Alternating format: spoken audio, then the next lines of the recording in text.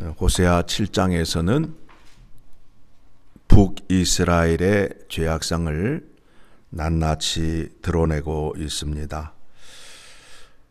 여호와 하나님께서 북이스라엘 사람들에게 선지자를 보내어서 너희들의 죄가 무엇인지 깨닫게 하였습니다.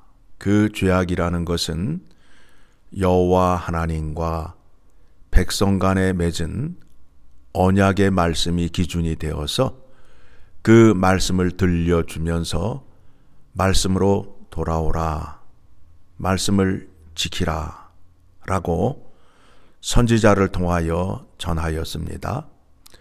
그래서 여호와 하나님은 그들의 죄악이 무엇인지를 알고 있어요. 즉 말씀 언약을 위반하였기 때문에 여호와 하나님은 다 기억하고 있는데 언약을 지키지 않고 있는 백성들은 무엇을 범하였는지 무엇을 어겼는지를 모르고 있습니다. 2절의 말씀 보니까 내가 모든 악을 기억하였음은 그들이 마음에 생각하지 아니하거니와 이제 그들의 행위가 그들을 애워싸고 내 얼굴 앞에 있도다. 그 백성들이 거짓과 술수로 왕과 지도자들을 속여서 그들의 욕심을 채우는 장면이 3절 이하의 말씀에 나오게 됩니다. 그러다 보니까 나라가 올바로 설 수 없게 되겠지요. 이스라엘이라는 나라는 여호와 하나님께서 지켜주심으로 인하여 강한 나라가 되는데 여호와 하나님을 떠나게 되면 그들은 마치 뒤집지 않은 전병 같도다라고 말씀하고 있어요. 우리가 쉽게 말씀을 드리면 빈대떡 같은 건데 빈대떡을 굽는데 한쪽은 까맣게 타서 시커멓게 되고 한쪽은 아직 익지 아니한 밀가루가 있는 그런 상태의 모습을 말씀하고 있습니다. 그러니 그런 전병이라는 것은 이스라엘의 상태를 그와 같이 비유함으로 인하여 주변에 있는 나라가 그 나라를 귀하게 여기지 않았다라는 겁니다. 버림받은 나라가 되었다라는 겁니다. 9절에 가서 그 백성들의 어리석음을 고발하고 있습니다. 이방인들이 그들을 삼켰으나 그랬으면 여호와 하나님 앞으로 나와야 되잖아요. 그들이 갖고 있는 역사를 보게 되면 300명의 용사를 가지고 나아가서 13만 5천 명을 이겼던 역사가 있잖아요. 또 히스기야 왕 때에도 18만 5천 명을 이겼던 역사를 갖고 있잖아요. 그런데도 여호와 하나님 앞에 나오지 아니하고 조공을 들고 이웃 나라에 올라가서 도움을 달라고 하는 거예요. 북이스라엘이 얼마나 어리석으냐 하면 위쪽으로는 아수르, 남쪽으로는 애굽이 있었는데 아수르가 공격을 해오면 쪼르르 애굽으로 달려가서 돈 들고 달려가서 애굽 왕에게 우리를 도와주소서 하고 갖다 조공을 바치고 또 애굽이 쳐들어오게 되면 아수르에 가서 손을 벌리고 이와 같은 짓을 했단 말입니다. 주변에 있는 나라가 얼마나 우습게 보겠어요. 얼마나 우습게 보겠어요. 우리들의 모습이 그렇잖아요. 이 사람에게 공격을 당하면 이 사람에게 쫓아가서 도움 청하고 이 사람이 공격하면 또 저쪽에 가서 도움 청하고 어리석은 모습이 그대로 드러나잖아요. 그래서 11절에 에브라임은 어리석은 비둘기같이 지혜가 없어서 애굽을 향하여 부르짖으며 아스로 나가는도다. 그런데 하나님께서 그들이 나아갈 때에 막는 거예요. 막는 거예요. 내가 너를 외면하여도 아주 버린 것이 아니다. 아니다. 하나님께서 다시 그 백성을 돌아오라고 호세아 선지자를 보내어서 하나님의 애끓는 사랑의 긍휼하심을 전하는데도 이 백성들이 돌아오지 않고 있습니다. 이 사람들이 이와 같이 어려움을 당하는데도 14절 같이 읽습니다. 성심으로 나를 부르짖지 아니하였으며 오직 침상에서 슬피 부르짖으며 곡식과 새 포도주로 말미암아 모이며 나를 거역하는도다. 무슨 말이에요? 침상에서 자기 신세 타령을 하고 있지만 여호와의 성전 앞에 와서 자기의 죄를 회개하는 일은 없었다라는 겁니다. 신세 타령은 많이 하는 거예요. 그러나 하나님 앞에 와서 회개는 하지 않아요. 그런데 곡식과 새 포도주로 말미암아 모이며 또 자기의 유익과 먹는 일에는 또 열심이라는 거예요. 열심이라는 거예요. 하나님 말씀 들으러 교회에 오세요 그러면 안 오는데 갈비 줍니다 모이세요 그러면 어떻게 해요? 똑같아요. 죄성을 가진 인간은 똑같아요. 옛날이나 지금이나 똑같아요. 하나님 말씀에는 관심이 없어요. 자기의 유익을 위해서는 관심도 많고 또 열심도 내고 있습니다. 자, 북이스라엘은 지금 하나님을 알면서도 고의로 대적을 하고 있는 거예요. 그 조상들에게 베풀어 주신 그 하나님의 은혜를 알면서도 내가 내 마음대로, 우리의 조상은 여호와 하나님을 의지하였지만 나는 내가 똑똑해서 내가 선택한 방법대로 나는 살겠노라 하는 고집이 있는 거예요. 하는 고집이 있는 거예요. 그러다 보니까 모든 것을 자기의 판단으로 하는 거예요. 자기의 판단으로 하는 거예요. 이런 사람들에 대해서 성경 말씀에서 어떻게 권면하고 있는지 말씀을 살펴보도록 하겠습니다. 로마서 1장 28절의 말씀을 보게 되면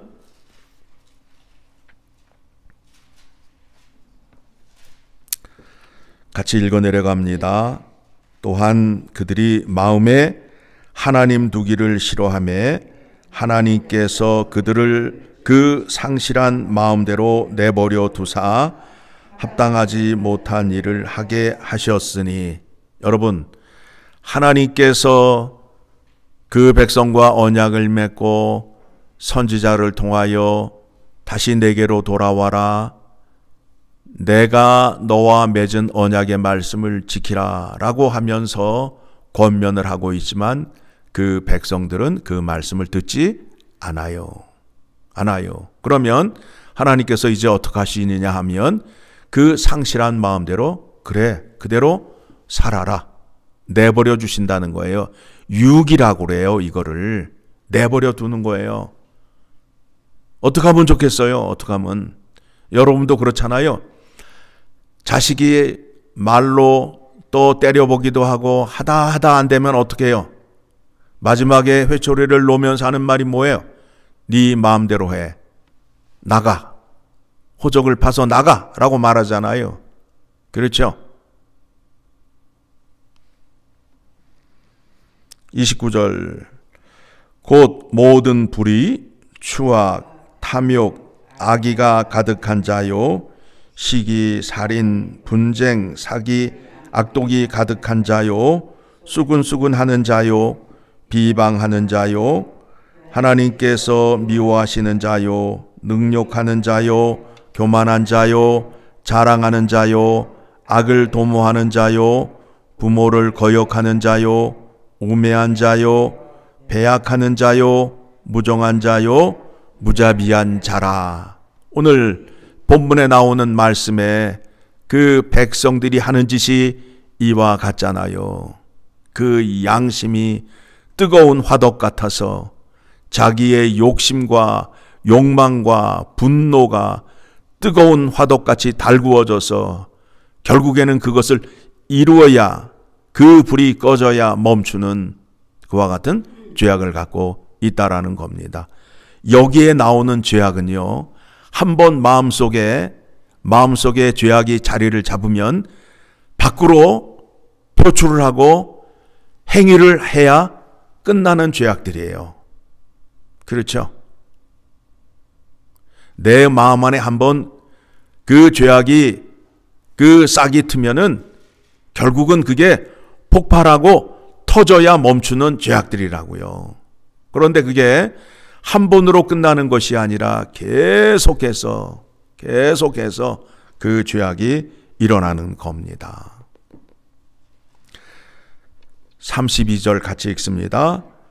그들이 이 같은 일을 행하는 자는 사형에 해당한다고 하나님께서 정하심을 알고도, 자, 이 북이스라엘 백성들이 여호와 하나님의 말씀을 거역하고 하나님을 대적하면 심판이 있다는 것을 알까요? 모를까요? 알지요. 이 세상 사람들도 악한 일을 하면 지옥에 간다라는 것, 벌 받는다라는 것을 알아요? 몰라요?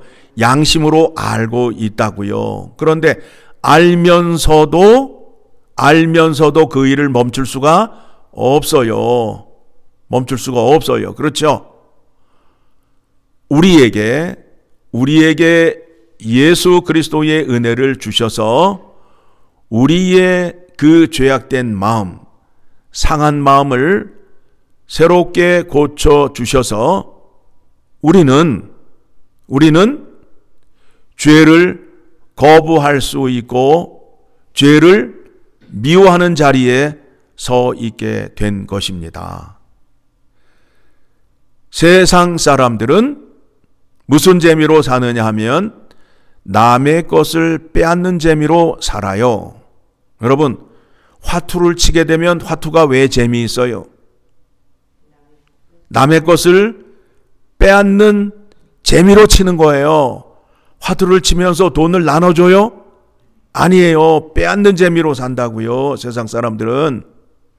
그런데 예수 그리스도의 이름으로 구원의 은혜를 받은 사람들은 어떤 기쁨으로 살아요? 빼앗는 재미로 살아요? 나눠주는 재미로 살아요? 나눠주는 재미로 산다고요.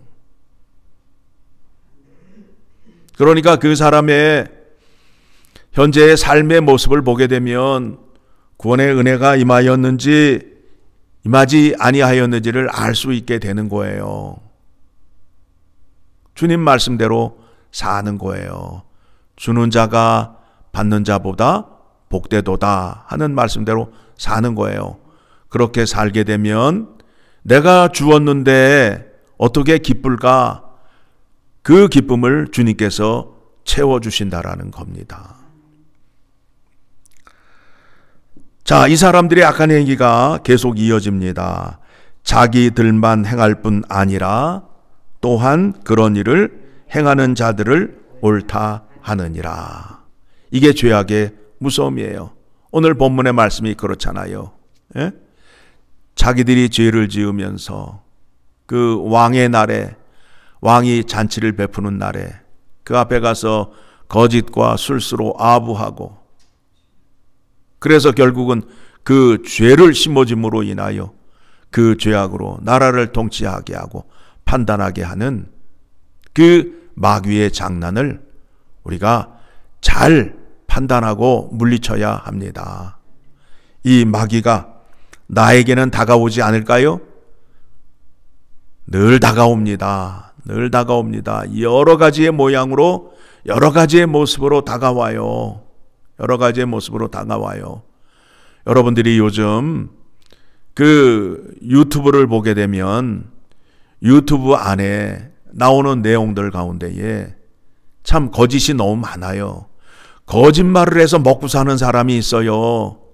남의 얘기를 거짓말로 전해서 유튜브에 조회수를 올리게 되면 구글에서 돈을 줘요. 아시나요? 거짓말을 해서 먹고 사는 사람이 있어요. 거짓말이 직업이 되었어요. 이 무서운 세상 속에 살고 있다고요. 나와 있는 대로 믿으시면 안 돼요. 또 내가 봤으니 나는 똑똑해, 이게 전부 다야 라고 하시면 안 된다라는 거예요. 오직 믿을 수 있고 믿으실 수 있는 분은 하나님 말씀과 하나님 이외에는 없어요. 없어요. 여러분 아직도 사람을 의지하고 사람을 따릅니까? 그러면 아직도 어리석은 사람이 되는 거예요. 하나님 말씀 바라보시고 하나님 뜻을 찾으시고 그 말씀에 순종하는 자가 되셔야 돼요. 사람이 나를 기쁘게 해주고 나를 행복하게 해준다고요? 안 그래요. 안 그래요. 사람이라는 존재는 그런 존재가 아니에요. 사람이라는 존재는 누구에게 의존적인 존재예요. 그래서 우리는 누구를 의존해요? 사람을 의존하는 것이 아니라 하나님을 의존하는 자리로 나아가야 된다라는 겁니다. 하나님을 떠나 사는 백성, 북이스라엘 사람들의 얘기를 오늘 이 아침 우리가 살펴보았습니다. 그들의 행위가, 그들의 죄악의 결과가 어떻게 되는지, 사형에 처한다고 알면서도 하나님을 거역하는 그 죄악의 무서움, 그 죄악이 우리 마음속에 들어오게 되면 우리 마음속에도 그와 같은 죄를 지을 수밖에 없습니다. 그래서 오늘도 우리에게 누가 필요해요? 예수 그리스도가 필요합니다. 예수 그리스도의 가르침이 필요하고 그가 가르쳐 주신 계명대로 우리가 살 때에 죄악의 길을 가지 아니하고 아버지의 집으로 갈 수 있다라는 것을 기억하시기 바랍니다.